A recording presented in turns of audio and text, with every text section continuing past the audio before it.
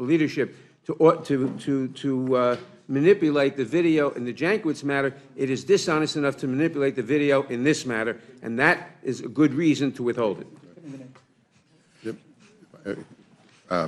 Ranking Member Raskin, Ranking Member Nadler, Chairman Comer, and we're missing a chairman here. Mr. Jordan, I think, sent a substitute, which is unfortunate, because I would have liked to have asked Chairman Jordan about his noncompliance with the congressional subpoena, but I guess maybe he was too afraid to come or didn't want to have to deal with that question. I got to be honest with you. I mean, what the American people are sick of is how pathetic this House of Representatives have become. So let's just, I mean, this is a distraction from the fact that the Republican nominee for president is a convicted felon. That's what this is all about. Republicans have weaponized committee after committee to the point that it is doing great damage to this institution. Democrats, Republicans, and independents are looking at the way this House is being run, and they think it's pathetic. You know, we are here because Republicans are falsely claiming that the Attorney General is playing politics with the Justice Department. They are irresponsibly attacking the DOJ, making absurd claims that it is being weaponized. These contempt resolutions represent more of those attacks. My Republican friends have gone on and on about how Democrats have weaponized the DOJ, but their conspiracy theories crumbled this morning when Hunter Biden, the son of the President, was found guilty in a federal court on 3 gun-related charges. When Donald Trump was convicted, we saw an immediate reaction from Republican leaders. It was like within seconds that this trial is a sham, the judge is corrupt, the jury is rigged, and the contrast today is just staggering. Apparently, when a Republican is convicted, it's weaponization. But when a Democrat is convicted, the President's son no less, that's justice. I mean, give me a break. Hunter Biden was found guilty by a jury of his peers, just like Donald Trump, because this is our justice system at work. The divide here is stunning, and it's a great reminder that one political party remains committed to the rule of law and the other doesn't. It's that simple. Did Hunter Biden walk out of the courthouse this morning and slam the judge or the prosecutors? Did he claim some vast conspiracy to weaponize the legal system against him? No, he did not. In a statement on the verdict, President Biden said, and I quote, "I will accept the outcome of this case and will continue to respect the judicial process," end quote. Now I ask, after the verdict this morning, how can any Republican in their right mind argue that the Biden administration is weaponizing the DOJ to hurt Republicans and to help Democrats? They just convicted the President's own son, to say nothing of the fact that the Department of Justice is currently trying a Democratic senator and has indicted a Democratic member of this House. I mean, do Republicans still believe that President Biden is weaponizing the justice system? Because if he is, he's sure doing a lousy job. And as usual, the only Trump derangement syndrome going on around here is on the other side of the aisle. I mean, people are saying that Biden orchestrated the conviction of his own son in order to justify the criminal charges against Trump. That is how you think when you are in a cult. So here's the bottom line. Republicans just can't wrap their heads around the idea that their presidential candidate, your presumptive nominee, is a convicted felon. That is not the result of a sham process or some vast conspiracy by the Biden administration. That is the result of the truth. And these attacks on our justice system have to come to a stop. They are dangerous, they are irresponsible, they are nothing but false conspiracy theories being pushed to try and excuse the actions of the former president, and they are made even more absurd by the outcome of the trial this morning in Delaware. Mr. Raskin, for the record, can you contrast the President and the administration's compliance with this investigation with that of Mr. Jordan's noncompliance with the January 6th investigation? Yes, will you allow me to comment on what you Absolutely. just said Yeah. as well, Congressman McGovern, and I'm very grateful to you for pointing this out. Hunter Biden was just convicted of every single count that was brought against him by the U.S. Department of Justice. I've not heard a single Democrat anywhere in the country cry fraud, cry fixed, cry rigged, cry kangaroo court, or any of the many epithets that our colleagues have mobilized against the U.S. Department of Justice and our federal court system, despite the fact that Donald Trump was not even tried in federal court. That was at the state level. And they pretend to support state prosecutors and state judges. But then they attribute it to the federal government and they say rigged, fixed, kangaroo court, and so on. You don't hear a single peep out of any Democrat saying that. Why? We believe in the rule of law. We believe in the justice system, and we stand by it. And you know what? Hunter Biden had every right and benefit that Donald Trump had. He had the right to a presumption of innocence. He had a right to counsel, which he exercised like Donald Trump did. He had a right to a jury of his peers, and he had a right to a unanimous verdict. And in both cases, a jury unanimously found against the defendant on all counts in both cases. And compare and contrast the difference in reaction between the Republicans and the Democrats. The Republicans are attacking our entire system of justice and the rule of law because they don't like the way that one case came out. Whereas the son of the President of the United States is prosecuted, and I don't hear a single Democrat crying foul. Now, both Hunter Biden and Donald Trump can afford themselves of every right of appeal that there is.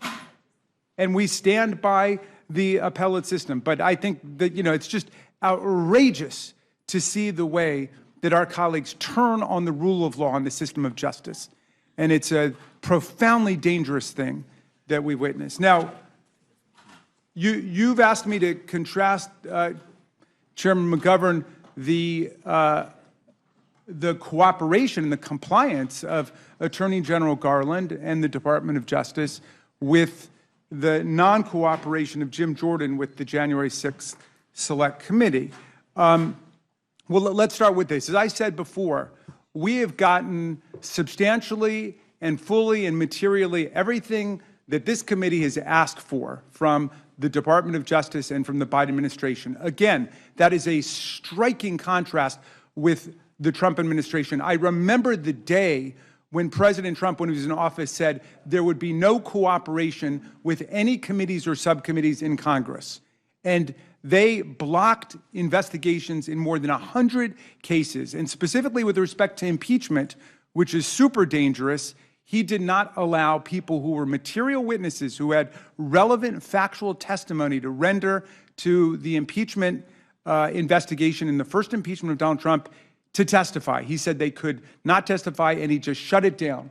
I did not hear any of my colleagues have a problem with that. And now they're claiming, well, Merrick Garland has only cooperated 99.99% with our committee. We also want the audio tape. It's not enough for us that we can read every word verbatim that is in the transcript. That's not enough for them. They want the audio tape too. I mean, it's like a sick joke that they would go from standing by Donald Trump's horrific obstructionism of congressional power than to trying to hold the Attorney General of the United States in contempt. Now, as for our friend, Chairman Jordan, who I also wish were here today, he wasn't the only one, by the way. There were other members who were subpoenaed by the January 6th committee to give us whatever relevant material information they had about the violent insurrection against our government in order to force Mike Pence to step outside of his constitutional role and simply declare Donald Trump the president and hand him the keys to the presidency. So we didn't have a word of testimony from Scott Perry. We didn't have a word of testimony from Jim Jordan. We didn't have a word of testimony from Andy Biggs. We didn't have a word of testimony from Kevin McCarthy, and we didn't have a word of testimony from Mo Brooks, nor did we receive a single document from Scott Perry, nor did we receive a single document from Jim Jordan, nor did we receive a single document from Andy Biggs, nor did we receive a single document from Kevin McCarthy, nor did we receive a single document from Mo Brooks. So there you're talking about 100% noncompliance and obstruction. They want to hold the Attorney General of the United States of America in contempt for 99.99% compliance with what they're saying now and 100% compliance in reality for what it was that the committee asked for. Yeah, well, I mean, I regret that Chairman Jordan didn't see fit to come and testify today, because I would have liked to have heard his answer to the same question. But I just want to point out for the record that Hunter Biden was found guilty by a jury of his peers in a case prosecuted by a U.S. attorney appointed by President Trump presided over by a federal judge appointed by President Trump, and investigated by the FBI with the director appointed by President Trump. And you don't hear anybody here talking about complaining about weaponization. And I just, Mr. Chairman, just for the record, would like to read the statement from President Biden in relationship to the verdict today. I quote him, "As I said last week, I am the president, but I am also a dad. Jill and I love our son, and we are so proud of the man he is today. So many families who have had loved ones battle addiction understand the feeling of pride seeing someone you love come out the other side and be so strong and resilient in recovery. As I also said last week, I will accept the outcome of this case and will continue to respect the judicial process as Hunter considers an appeal. Jill and I will always be there for Hunter and the rest of our family with our love and support. Nothing will ever change that," end quote. I think the fact that we are here wasting our time on this garbage is pathetic. I really do. Mr. Raskin, you want to? Well, you know, if you can engage me in a little thought experiment, what if one of President Trump's children were prosecuted by the U.S. Department of Justice? The entire Republican Party would be in an uproar, demanding that everybody be fired and that the investigation be quashed, especially if it related to exercise of Second Amendment rights.